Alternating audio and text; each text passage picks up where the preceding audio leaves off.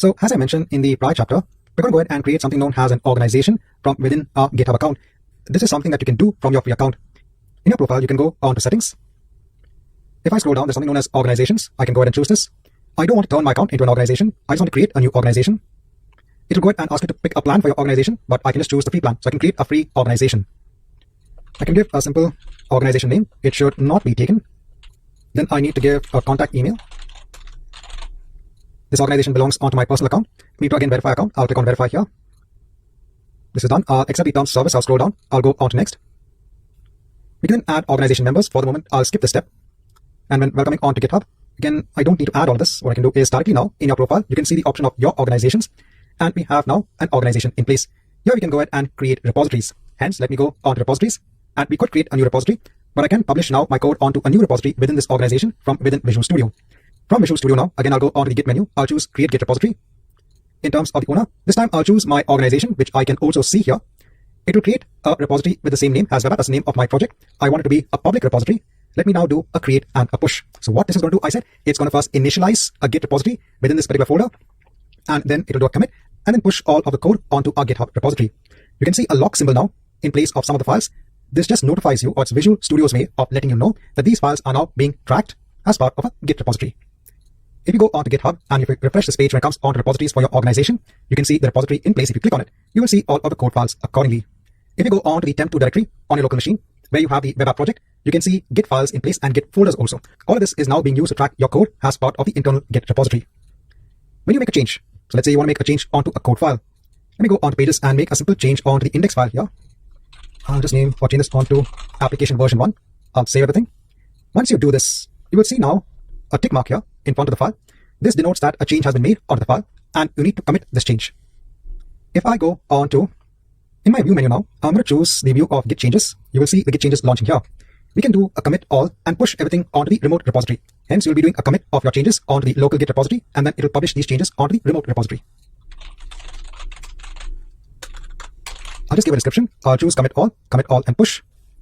It will have gone ahead and committed the changes and then push the changes onto the remote repository. If I go on to pages here within the GitHub repository, you can see the commit message is already in place. And if I go onto this file, you will see the change in place. So within Visual Studio now, we have the ability to integrate with a Git repository not only locally, but have an integration with GitHub itself. Now, I told you the main purpose as to why I create an organization was to show you how you can collaborate as another user on the code. Remember earlier on in my last section, I had another user as part of my Azure DevOps organization. That was TOC user 1. I had a Gmail address for that.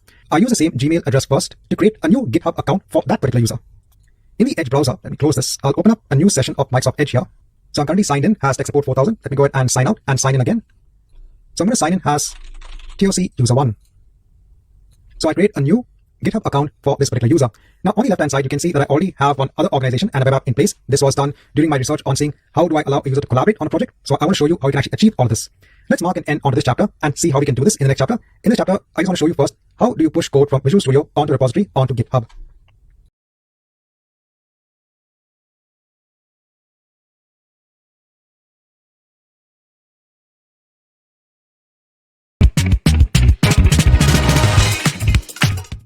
So now in this chapter, I want to go ahead and show you how we can now collaborate as another user on the repository code that we published onto GitHub. Here in the Edge browser, I'm logged in as TOC user 1. In Google Chrome, I'm logged in as my admin user. I already have the code in place. I'm going to go on to my organization again. In the organization, I can go on to people. I can invite a member. I'll choose TOC user 1 and click on invite. I need to confirm the password for my Azure admin account. I need to confirm the password for my admin account here in order to invite TOC user 1. The role within my organization is going to be a member. I'll send the invitation. Once the invitation has been sent, an email will be sent onto that particular Gmail address. But as TOC user 1, I can click on manage organizations here. You can see there's an invitation that has been sent from DevOps 6000. I'll click on join to join that organization. I'll join DevOps 6000. And I can now see the web app repository from DevOps 6000. So I can now see the repositories within that organization. Now on my local machine in my C drive, I create a new folder known as TOC user 1. Let's behave as this is the working directory for this particular user. In a normal use case scenario in your organization, you don't have to go through all of this because you'll be having your own account to work with on your own machine. The entire purpose here is just to show you that when you have multiple users, how do you collaborate on the code? How do you basically work with the code? This user now does not need to do any sort of git init or do a git commit. It needs to now actually clone the repository because the code is already in place. Earlier on, as tech support 4000, I first had a project, then I create a git repository, and then I publish it onto GitHub. but has another user. So let's say a developer has just joined your organization and they need to work on existing code. That existing code might be part of a GitHub repository. To start working with that Git repository in GitHub, they have now cloned the repository. It's a different process. Once they clone the repository, then they can start working with your application code files.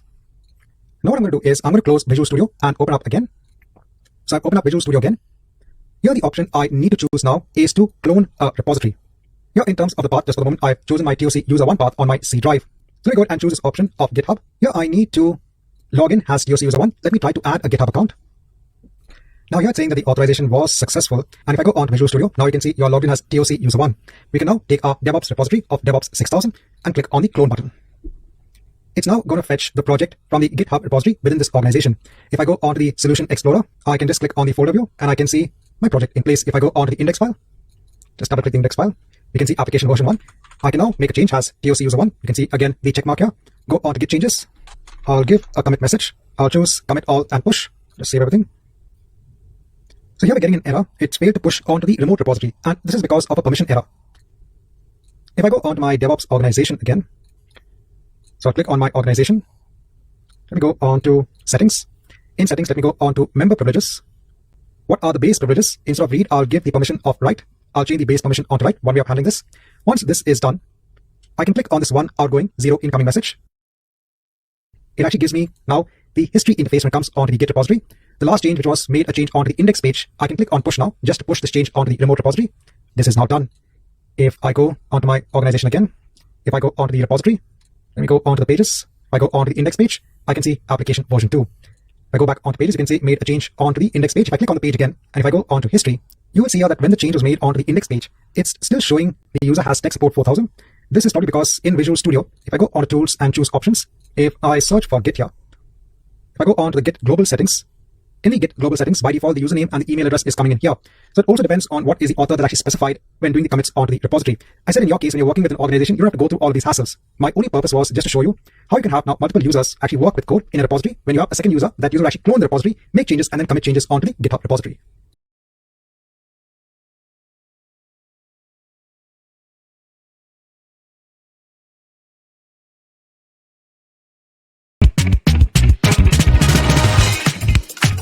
Hi and welcome back. Now in this chapter, I want to go through the merging process that happens when you're working from Visual Studio.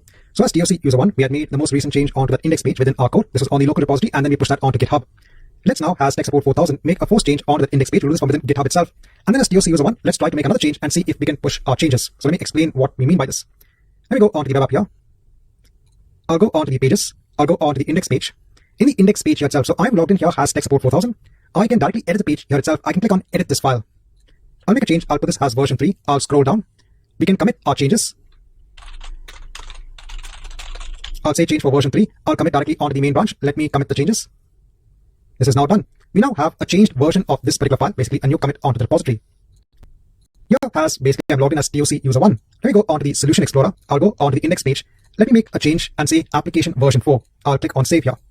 Again, we have the tick mark that signifies a change has been made. I'll go on to Git changes. I'll close the last error message. Just giving a name again. In commit all, I'll choose again commit all and push. So it should commit onto the local repository and then initiate a push. It's now giving me a message. It's saying unable to push onto the remote repository because your local branch is behind the remote branch. And this is understandable because we have made a change after a change has already been made by someone else onto the repository. Hence, we need to pull down. So there's another operation available in Git to pull changes from a remote repository. So in addition to pushing changes onto a repository, we can pull down changes made by someone else from the repository itself. Hence, we need to first pull the changes. Let me do a pull and then a push and see what happens. Now, the pull did complete. But here it's saying there are conflicts, and obviously there are conflicts. It's actually giving the conflict detail here. It's saying that you have made a change onto that line of code of version 4, whereas there is already a change made on that same file in the GitHub repository which says version 3. Now it's up to you to make sure that you act accordingly on this particular conflict and then do the merge accordingly. Here I can choose on the index file, I can right click and I can do a comparison which is already being done, and I can decide, should I keep my current local copy as the one that should overwrite the copy in the remote repository, or should I take the incoming remote one as the most recent version? I'll choose to keep my current local copy. Now let me do a commit again. This time it's going to do a merge. I'll just give a message. I'll do a commit all and push. Now it's done. Let me refresh this page and I can see application version 4. Visual Studio now is using the inbuilt technology that's available within Git for handling the merging process. Again, remember all of this is being managed by Git in terms of the merging onto GitHub, but we're doing it from within Visual Studio. So I'll show you another scenario in which you have this merging process in place. This time this is done from within Visual Studio.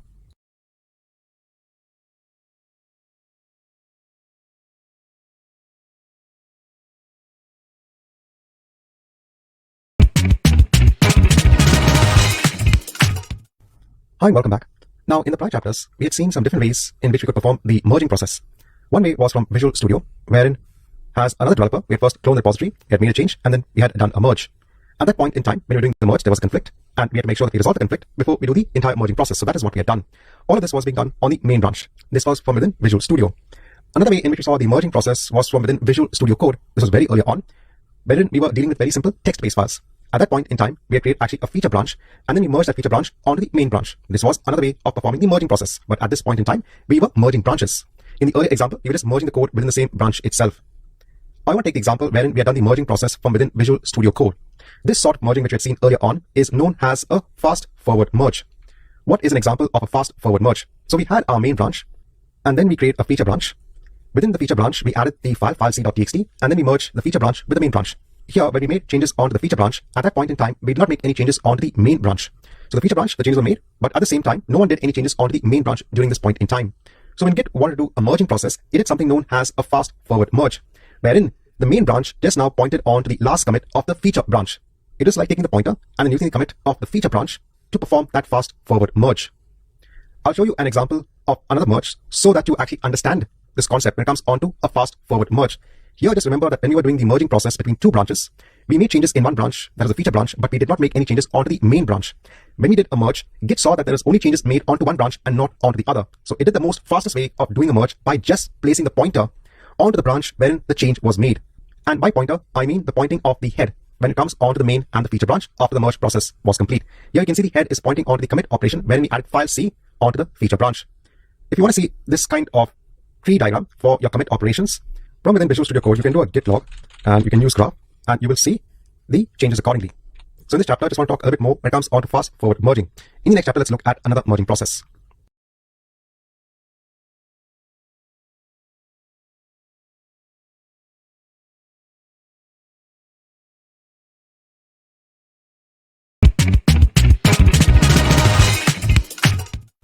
Now in this chapter, we are going to go ahead and look at another merging process. We are actually going to make changes. This is for the TXT files that we have from within Visual Studio Code. So we're taking a deviation from working with Visual Studio itself and coming back onto Visual Studio Code because I want to show the merging process again when it comes onto our files from within Visual Studio Code. Here what we're going to do is we are going to make changes onto both our feature branch and our main branch at the same time. Let me quickly just clear the screen. Let me do a git checkout of our feature branch first. Let me go on to file c.txt. Let's make a change. I'll save this. So now it's modified. Let's do a git add, and then let's do a git commit. This is done. So we'd already seen this earlier on, but now what I'll do is let me check out my main branch. Let me go on to file b.txt, and let's make a change now onto file b.txt. So now before we do the merging process, we have actually made a change onto both files within the feature branch and files within the main branch as well. Save this. Let me add file b.txt. Let's do a commit. So we've committed both changes. Now if I do a git merge of my feature branch, it's saying the merge is made by something known as an ORT strategy. This is a strategy which Git has taken when it has done the merging of two branches which have changes within them. Now if I look at git log, you will see that a different sort of merge has actually taken place here. I'm just pressing the enter button.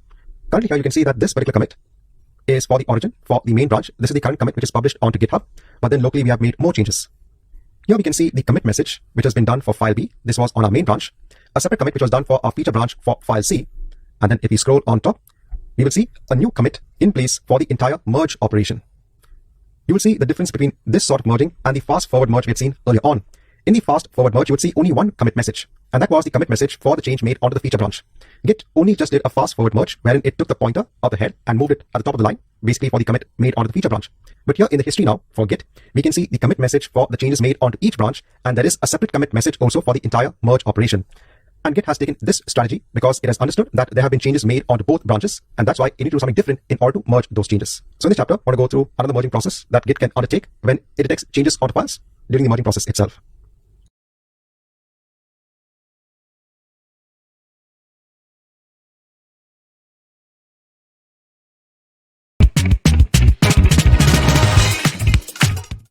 Hi, welcome back. Now in this chapter, I want to go through another type of merging process that's known as a squash merge. In the last merging process, we had seen that when it comes on to the Git history for the merging process, we could see the commit message that was made onto each branch and a separate commit message that was done for the merging process itself. But let's say as a developer, you don't have so many commit messages in place when it comes onto the merging process. Because see, in our case, we did only one change onto each file in each branch. But from a development perspective, you might have several commits in each branch. And when you go ahead and do the merging process, you might get the commit messages that are made on each branch. So maybe you might get around 25 to 30 commit messages when you do a merge. Maybe you don't want to have that history when it comes onto your main branch. Because remember, this is the history that's happening onto the main branch itself.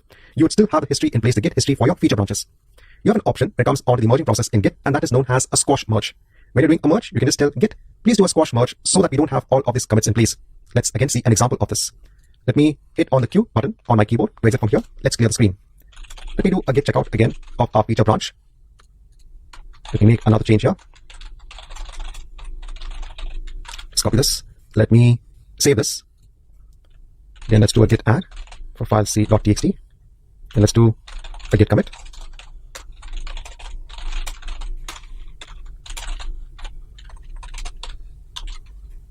Let's now check out the main branch. And for file b.txt, I'll make a change. Do a git add of file b.txt. Let me add a commit message. So both are in place. Now, when we do a git merge, when it comes onto our feature branch, we can say, please do a squash merge. We are specifying the squash option. Once this is done, so the automatic merging process has completed. If I now do a git log, if you scroll on top, so now here you can see that this commit was the previous commit which we had done when it came onto the merging process. Now we have only one commit in place that was done for this particular merging process. In the Git history, we can't see the commits that was done for each individual branch. We can only see a squash merge in place. So the squash merge, this helps reduce the number of commit messages when you're doing a merging process.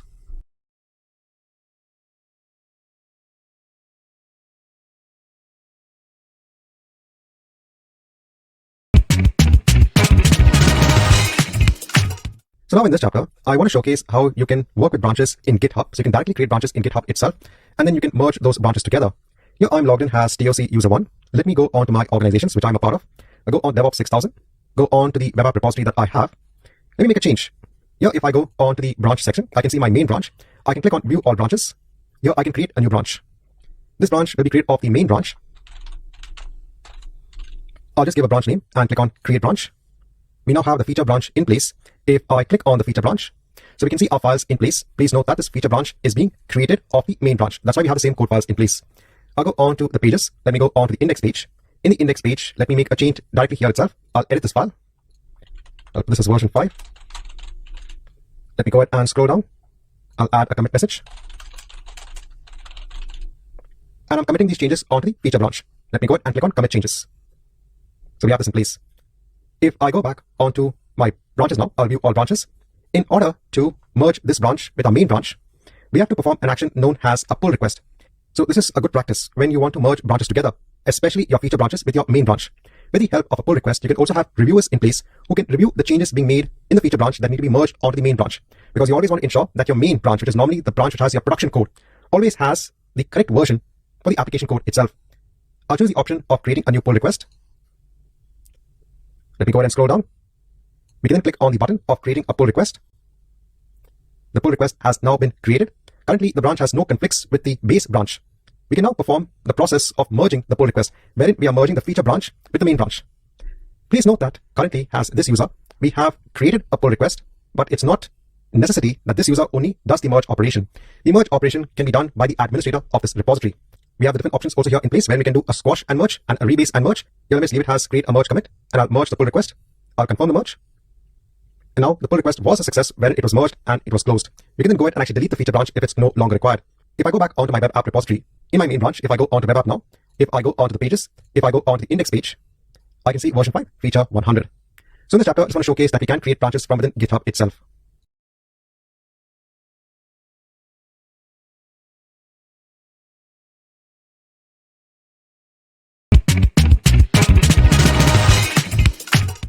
Hi and welcome back. Now in this chapter, I want to showcase that we can create a branch from within Visual Studio as well. This will create a branch on the local Git repository, and then it could publish the branch onto GitHub. Here I'm logged in Visual Studio. You've seen this earlier on. I've actually cloned this repository as TOC user 1. I can go on to the Git menu here, and I should be able to create a new branch. I can give a branch name, again based on the main branch, and it will also check out the branch so that we can start working directly on this new feature branch. I'll choose create. So it's checked out the feature branch. Let me go on to the index page. Let me make a change. Let me save this. Again, we have the check mark. I'll go on to Git changes. I'll say added as part of feature 200 branch. Let me go ahead and commit all and push. So please note here, it is pushing now this current feature branch onto GitHub. It is making the changes onto this branch and then committing it onto GitHub itself. Now here, back in the Edge browser, in TOC user 1, if I go onto my web app, you will see that we have now even the feature 200 branch in place, and we have the code files accordingly. Here now I can go on to viewing all branches, and we can create a new pull request for this feature 200 branch, and the process remains the same. We can create a pull request. It's checking for whether any sort of conflicts are in place. It's saying this branch has conflicts that need to be resolved. This is because we have made a change onto the index page. Let me go ahead and resolve the conflicts. So it's telling what is the prior change that we have, that's version 5, and what is the new change that we are making. So here what you can do is we can ensure to only keep, we're doing this all manually here when we are making a change and ensuring that only the correct line statement is present for our new feature. I can then mark this as resolved, and then I can commit the merge. Now there are no conflicts. I can merge the pull request and confirm the merge. And now the feature branch should be merged with our main branch. So in this chapter, I want to kind of show you how you can create a branch from within Visual Studio, publish the branch onto GitHub, and again, we perform the pull request from within GitHub itself.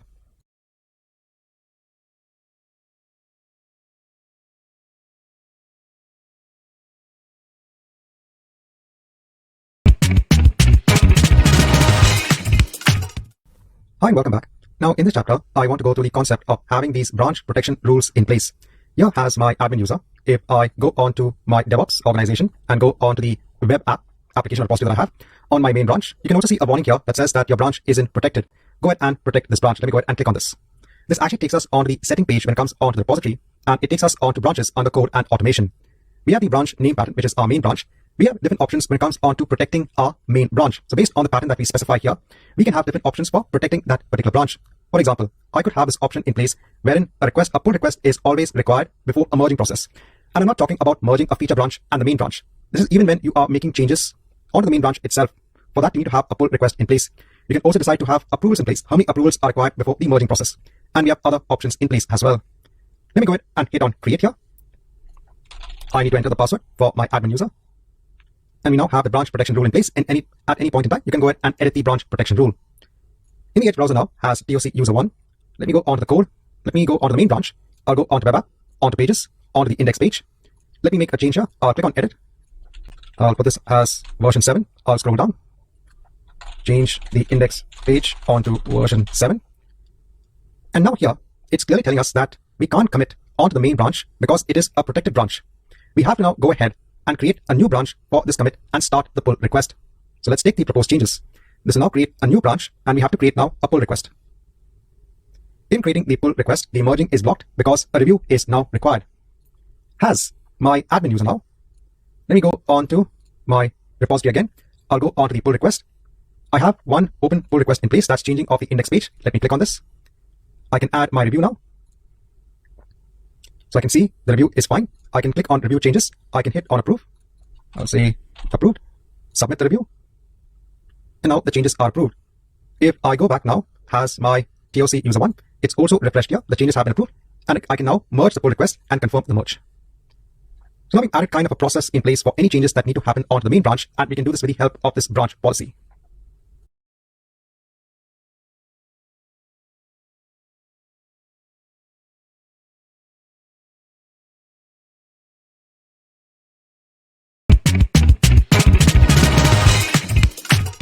Hi and welcome back. Now in this chapter, I want to go through tagging in Git.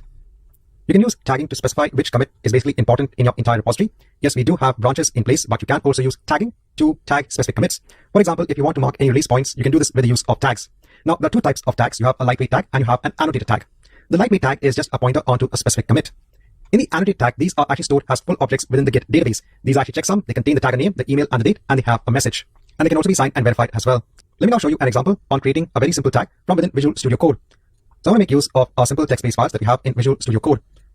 I'm currently on the main branch. My branch is actually ahead of the origin, which is my remote repository, but that is fine. Here I just want to show the use of tags that we can have on our local system. Let me tag this current commit that we have, the current commit that I am on.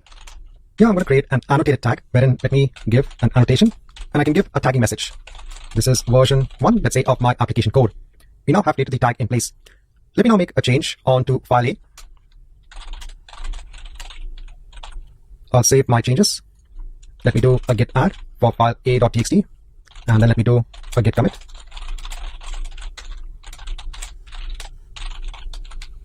This is done. Now, if I do a git log, a simple git log, if I scroll on top, you will see that our head is pointing onto the recent commit that we have made, and we also have now a tag in place onto our previous commit to denote that up to this commit, this actually points onto version 1 of our application code. I'll hit on the Q button to exit from here.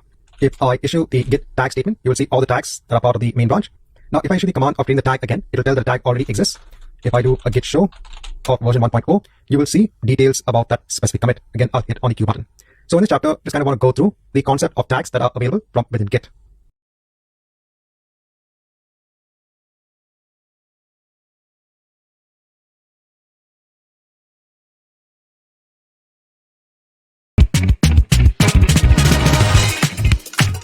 Now, in this chapter, I just want to give a quick note when it comes on to maintenance and data recovery in Git. In this documentation page, it tells that Git automatically runs this auto GC command. It's like a garbage collection command. See, when you start making a lot of commits onto your repository, there may be some commits that were linked onto objects that no longer correspond onto the history of that Git repository. So there may be some objects that now are not being used at all or are not being tracked as part of that repository, but they're still there. This can happen over time when you're doing several commits for the repository itself.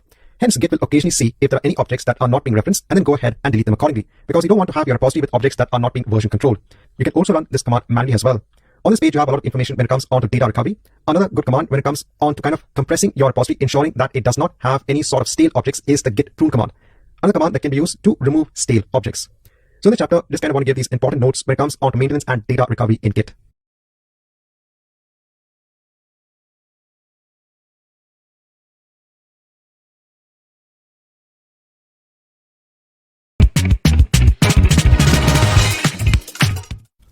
Hi and welcome back.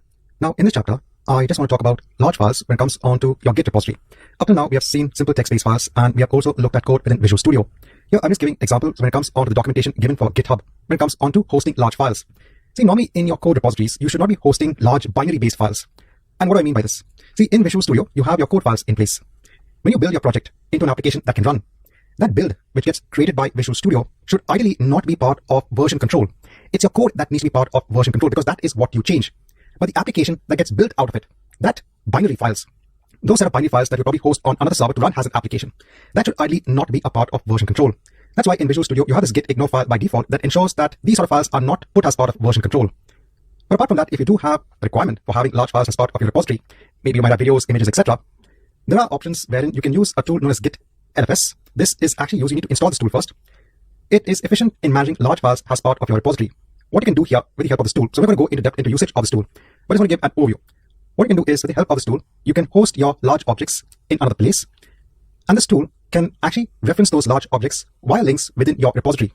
So in your repository, you just work with your repository as it is, but when it needs to reference large files, this tool will use kind of pointers or reference mechanisms to reference those large files. What I'll do is, I'm going to add this documentation link as a reference. You can actually go through all of the parts when it comes on to managing large files. In this chapter, I just want to kind of give this note when it comes on to managing large files as part of your Git repository.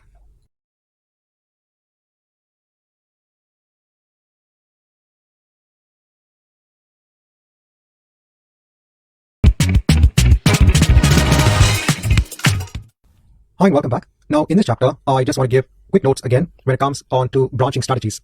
So we've already talked about this before, wherein you have your main branch, which will normally contain your production code, your working production code, and always ensure that you have high quality for your main branch. Make sure there are no sort of issues or defects in the code that's present in the main branch, because at any point in time, you might want to deploy the code from the main branch onto a particular environment. It should contain a working copy of your production code. And then when you want to have any sort of features or bug fixes for your application code, then create separate feature branches, and then you can merge the feature branches onto your main branch. And make sure that you use pull request. We've already seen the use of pull request in both GitHub and in Azure repos. We have seen how we can have reviewers also in place, in terms of branch policies. This is available again both in GitHub and in Azure repos. When you're creating feature branches, make sure that they are not too long, basically. Keep them short-lived just for that feature itself. Make the changes, merge onto the main branch, and then you can go ahead and probably delete the feature branch if it's no longer required.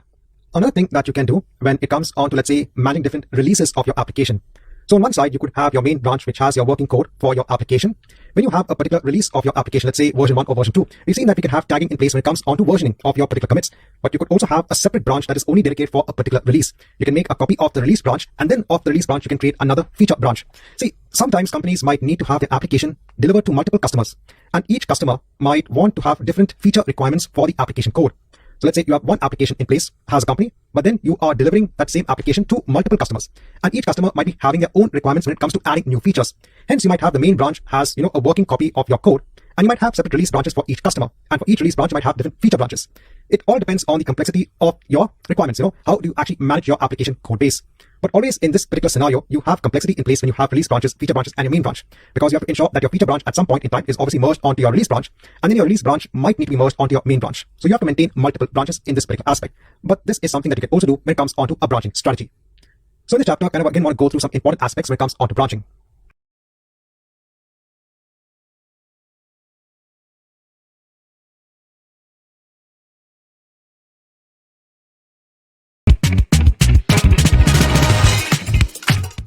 Hi and welcome back. So now it's time to see how we can make use of Azure repos for hosting our Git repositories within Azure DevOps.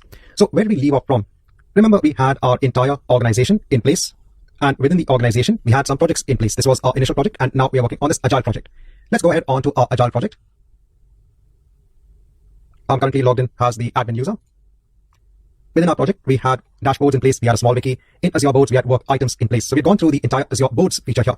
It's now time to go on to repos. When you go ahead and do this, you will see that there is a default Git repository with the same name as a project that gets created. You can now upload code like you do with GitHub onto Azure repos. So again, this is like a remote repository for you on the internet. So you could either use GitHub for hosting your code on the internet, or you can make use of Azure repos. Here to again push code, we can add a remote origin and we can push all of our changes. From Visual Studio Code now, let me open up another folder. See, this working folder of mine is now kind of linked and tagged onto my GitHub repository. Since I now want to have something different in place for Azure repos, it's now good to have another working directory in place. I have created on my C drive a folder known as repos, and I have added file A and file B, a fresh version, in that particular working folder. From Visual Studio Code, let me go ahead and open up that folder. So in C drive, I have a repos folder. I'll open up this. I just have file A.txt and file B.txt. I have not done anything. I have not initialized the repository. Let me go on to the terminal now. And as always, the first thing we'll do is to initialize an empty Git repository within this folder. So again, both of our files are not tracked. Let's do a git add to add both of our files, and let's do an initial commit onto our local repository. This is done. Now, let me copy the command first to add the remote origin. I'll just copy it here. I'll do a Control C. Let me right click on my mouse to add the remote origin. Let's now try to push all of our code here onto the origin. It is now popping up the Git credential manager that will allow us to log in basically onto our Azure DevOps account so that we can push changes onto that Azure repos Git repository. So Azure repos again is just like GitHub that allows you to host Git-based repositories, but it has much more functionality. It has integration with the other tools within Azure DevOps itself. I'll log it at the moment as my admin account. I'll go on to next. Just enter my password. And let's go ahead and push the objects. Here, if I refresh this entire page, I can see my files in place. And then we can start making our normal changes. So we go back here. Let me make a change, let's say, onto file A. Let me save the change. Let me do a git add for file A. Then let's do a git commit. And again, please note here, we are still in the main branch in this new working repository. We don't have or not create any sort of other branches. Again, going simple on how do we push changes onto Azure repos and make simple changes onto the local repository, and then push all of our changes back onto Azure repos. Again, this is done. If I hit on refresh again, you can see a change was just made onto file A.txt. You will see the contents of the file. If you go onto the history, you will see the commits for this particular object within the Git repository. So a lot of similar features over here. Again, another way of having your Git repository on the internet via the use of Azure repos.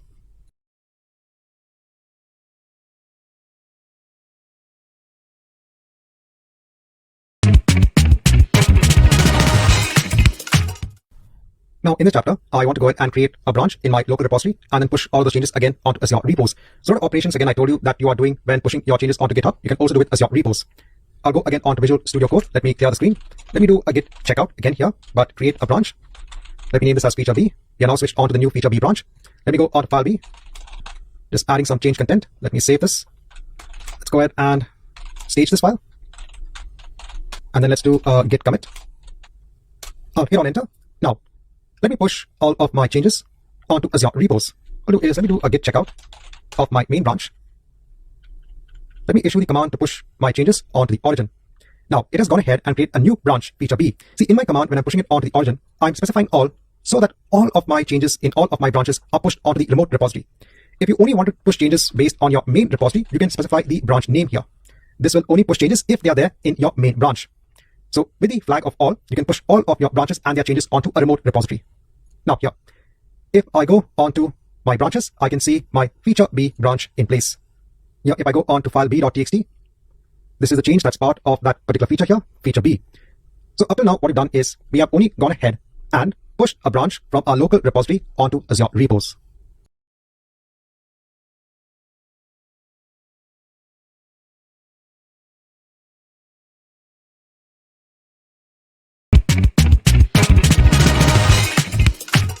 So in the prior chapter, we had gone ahead and pushed a new feature branch from our local repository onto a Git repository hosted in Azure repos.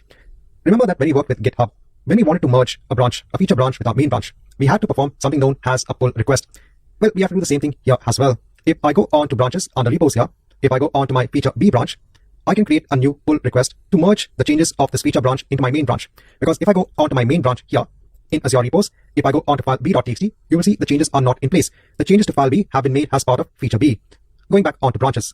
For feature B, let me go ahead and create now a new pull request. I can give a title, I can give a description, I can go ahead with the creation of the pull request. It's checking for any sort of merge conflicts. Again, everything is kind of similar to what we've seen in terms of functionality in GitHub. Here, there are no merge conflicts. I can now complete this process of the pull request.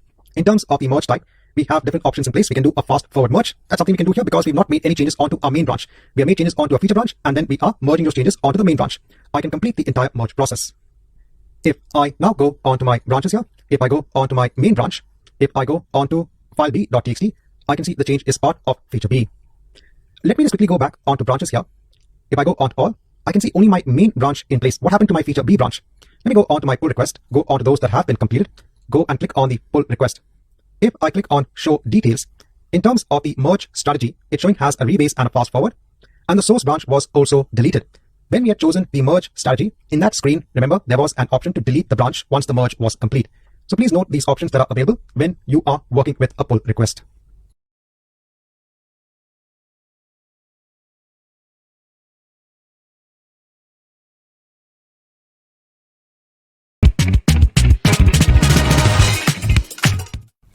Hi and welcome back. Now in this chapter, I want to go through how you can import a repository that you have from within GitHub onto Azure repos. In the earlier chapter, we had a web app repository within our DevOps 6000 organization. Can we import this entire repository into Azure repos? And the answer is yes, this is possible. Here, if I go onto my project, I could either create a new repository and do the import process, or I could directly import a repository. I need to give a name for my new repository, that's web app. What is my clone URL? If I go onto my code here, this is for the web app repository. Under code, I can copy this URL. I can paste it here. Now we do need authentication because we need some way of authenticating ourselves from Azure DevOps onto GitHub. I'm going to be using my username of techsupport4000@gmail.com, and we could use either a password or a PAT. PAT is a personal access token. The token is another way of authorization. I'm going to use the method of the personal access token. How do we get this personal access token? Here within my profile, I'm going to go on to settings. Under settings, I'll scroll down. There is something known as developer settings. Under developer settings, we have something known as personal access tokens. I can now generate a new token. I can give a note, what is this token for? I'll just say Azure repos. There's an expiration date. And what is the scope? So what access do we want to give? What permissions do we want to give as part of this token? From a repository perspective, I'll give access onto the public repositories and onto the commit status. And I'll just scroll down and just give access to the profile data. That's it. I won't give any other permission. I'll scroll down. I'll generate the token. I'm going to copy the personal access token now because it says you will not be able to see this again. I'll copy the personal access token. Let me paste it here and let me click on import. It will now use my authentication mechanism of the personal access token to import the repository from GitHub onto Azure repos. And now it's saying it's done. We can click here to navigate onto the code view. Actually, it's already done this for us. If I go onto the history, we can see that the history has also been copied. So a very easy way in importing your repositories from GitHub onto Azure repos.